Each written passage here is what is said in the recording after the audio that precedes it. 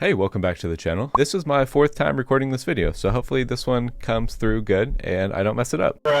So basically what I want to look at today is this virtual Riot Phat rack versus something that you can just make pretty quickly within your DAW depending on the sound, and what difference it makes towards the sound and what level it stops working at. So what I'm going to do is I'm going to go ahead and turn both of these Phat racks off, and what I'm going to do is just play a saw wave for you, or an initialized serum preset, and this is how it sounds just initialized. Here's what it sounds like with the virtual Riot Phat rack, which this is just an imitation rack that somebody made on Reddit. Definitely a lot more thickness there. And if we just play one that I just made here in probably 2 minutes.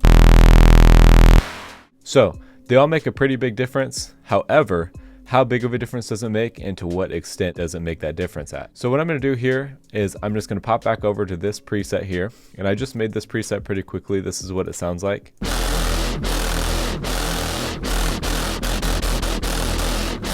Just a kind of classic dubstep sound. I use this 123 wow filter. I believe this is in here already. I don't know where I got it from, if it's imported.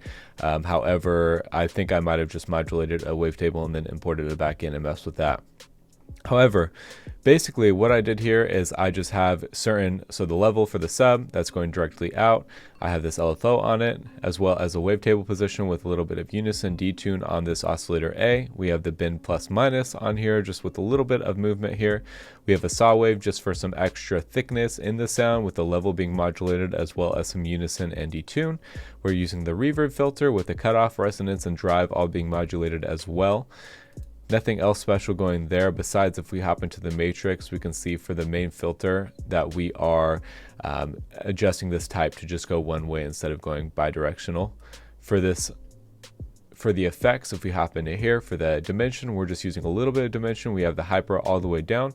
For distortion, again, we're using this diode distortion. This is my favorite one, and I use this in just about all of the sounds that I create in Serum.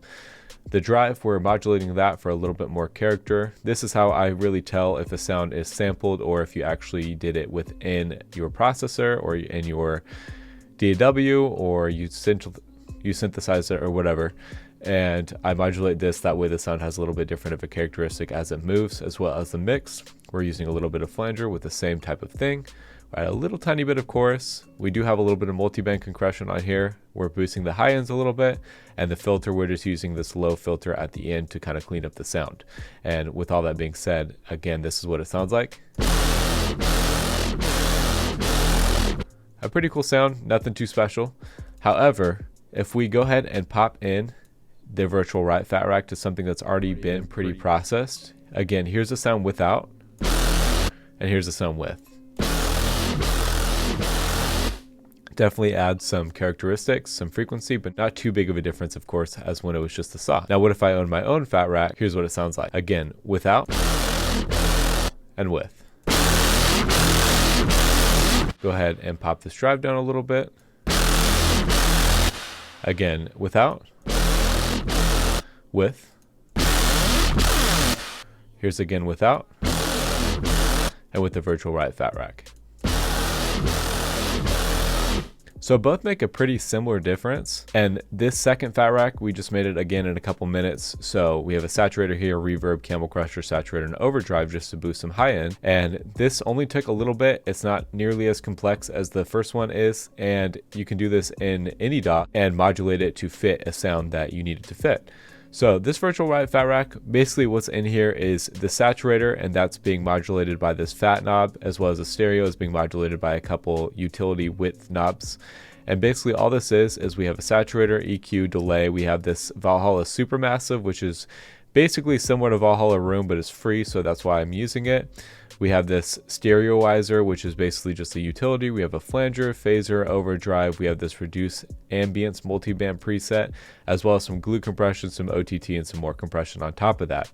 So there's a lot going on here. For a little rack and just modulating two knobs within it, it makes it pretty simple. However, you can basically go in and make any type of Phat rack, or make a Phat rack that's styled more to your music pretty quickly. So again, grab presets or audio effects that you like, that you usually use, and throw them into Effect Rack, and then you can figure out what's going to fit each sound. So long story short, I'll link this rack in the description below to the Reddit post I found it from.